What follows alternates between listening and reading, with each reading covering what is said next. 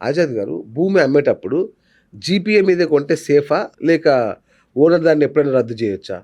ఆ జీపీఏ అనేది ఎలా ఉంటదంటే కొన్ని సందర్భాల్లో ఓనర్ వేరే వాళ్ళకిస్తారండి. అవును. ఇచ్చినప్పుడు ఆ జీపీఏ పర్సన్ అది రిజిస్టర్డ్ జీపీయా లేకపోతే అన్‌రిజిస్టర్డ్ జీపీ అనేది మీరు ముందు అచ్చా! తెలుసుకోవాలి అది ఫస్ట్. అదొకటి చేసుకోవాలి. చూసుకోవాలి. ఆహాహా! తర్వాత కొన్ని సందర్భాల్లో జీపీఏ అనేది కొన్ని సందర్భాల్లో ఓనర్ రద్దు చేసుకోవచ్చు.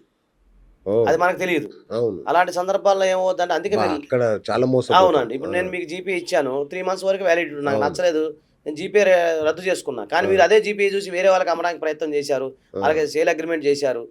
చేసినప్పుడు ఏమవుతుందంటే మీరు ఇరుక్కుపోతారు. ఘోరంగా. ఓనర్ వచ్చి అతను నాకు సంబంధం లేదు. అతను జీపీఏ కాదు అతను తీసేసాను బాబు. నువ్వు ఎలా ఇస్తావు అంటే మీరు ఇబ్బంది ఔట్. పడతారు. ఆ! కాబట్టి అందుకని లీగల్ ఒపీనియన్ తెలుసుకోవాలండి. ప్రతీది అచ్చచ్చ! మీరు ప్రతి ఫ్లాట్ కొనేటప్పుడు అది హ్మ్. ఫ్లాటా ఏదైనా సరే లీగల్ ఒపీనియన్ తీసుకుంటే చాలా మంచిది. ఓకే. ఒకటి. జీపీఏ మీద కొనకపోవడం ఉత్తమం. ఉత్తమం. 100% ఉత్తమం. ఆ! ఎందుకంటే రేపొద్దున వీళ్ళిద్దరి మధ్య మనస్పర్ధలొచ్చి అతను జీపీఏ రద్దు చేసుకుంటే ఇబ్బంది పడే కరెక్ట్. అవకాశం ఉంటది. కరెక్ట్. ఆ! కాపోతే మీరేం చేయొచ్చంటే జీపీఏని ఒక రిప్రజెంటేటివ్ పెడుతూ ఓనర్ చేత మీరు రిజిస్టర్ ఏముందండి డబ్బులు ఎలాగో ఇస్తున్నారు కదా! అంతే గదా! ఫ్రీగా అవును. ఎవరు చేయరు కదా!